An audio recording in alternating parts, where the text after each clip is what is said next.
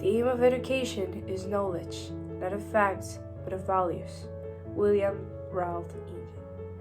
For decades, education in Mexico has been continuously based on changes, subject to the needs of an increasingly demanding society.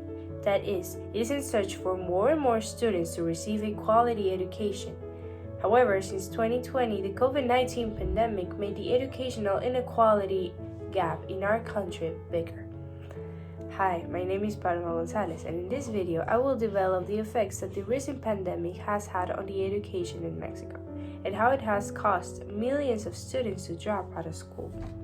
First, it is important to know that education in Mexico had already a bad reputation, due to the way in which inequality has taken hold of it, resulting in more than 4 million children and adolescents not attending school, while 600,000 more are at risk of dropping out due to various factors such as lack of resources, remoteness from schools, and violence. These numbers increased during the first quarter of 2020 when the COVID-19 pandemic started, leaving 5.7 million children and adolescents and young adults out of school. But the question here is, why did many students drop out of school? This problem stems from the lack of opportunities that exist for certain sectors of population. Unemployment, poverty, education, and violence are some examples of existing inequalities in our country that affect the most vulnerable sectors of the population. According to the Social Gap Index, which is a measure that summarizes a society's deficiencies in education, health, basic services, and housing quality and space, 10 out of Mexico's 32 states have a high level of social gap. That is to say, 1/3 of them suffer from these deficiencies. Thanks for the preventive measures taken by the Mexican government on behalf of the World Health Organization in response to the COVID-19 crisis, educational centers were closed to prevent the spread of the virus among young people and school personnel. The National Institute for the Evaluation of Education indicated that 30 million students who received face-to-face education abandoned their schools to move their studies to a virtual modality. Teachers and administrators were forced to make use of technological tools for the optimal learning of students. This is a point at which new learning strategies emerge, with which public and private schools students received their classes. In all of them, it was utmost importance to have access to an internet network or to devices that facilitated students' learning, such as a computer, television, or a cell phone. But the issue was that only 60% of students have a computer to work at home, a situation that worsens in low-income schools, where less than 3 out of 10 students have access to one, which seems to be illogical, since having access to information and communication technologies, including the internet, became a constitutional right since 2016. Now, access to information, communication, knowledge, and digital learning technologies play a key role in the proper training of students, providing them with tools that strengthen the work of the teachers in this new modality.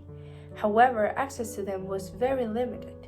Such were the cases of children living in rural areas where the signal was poor and they had to travel to another place where the connection network was sufficient for them to hand in their work and even have access to it.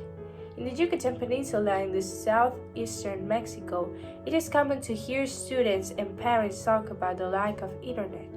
I travel to the town, go to the park, and download information there. But in my town, there is no signal, not even to talk on the phone, said one student. Also, the new teaching methods demand greater teacher professional development. And if we focus on technology, many teachers lack this type of resources. Limited access of these tools for the population has triggered school backwardness. In other words, the students do not have the entry profile or the learning that they are expected to have when they get to a certain level which in long terms will have a significant impact on the future of young people and therefore of Mexico. It's evident that our country was not prepared for a pandemic of this magnitude, where scarcity prevails, opportunities are limited, and inequalities are very present in our lives. Even after the pandemic, this problem continued. So, it is necessary that the government and the institutions in charge should look for options in which the most vulnerable students have access to information and communication technologies as a main source of communication for an appropriate and equal school studying, taking into account the needs of each one for the optimal use of this.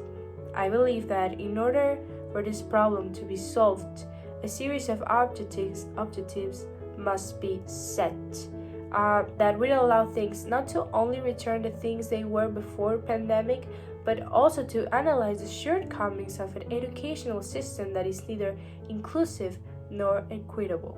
The concepts that could support this statement are Principles 5 and 21 of the Rio Declaration on Environmental and Development, since both states must eradicate poverty as an indispensable requirement for sustainable development, to reduce the different ways of living and better meet the needs of the majority of the society.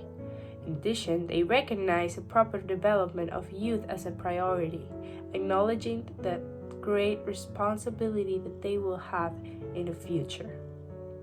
I personally consider this an urgent problem to be solved. Because it deprives millions of children and adolescents of their constitutional right to access to a decent education. And education is very important these days. Acquired knowledge propitiates our mental growth and adequate development for life, since in today's world, the society in which we live requires prepared and apt people with a cultural and scientific background to be productive and contribute to our homeland, our community, and our family, our effort to be better human beings, to surpass past generations and our own generation. Thank you so much for listening. I appreciate really your attention.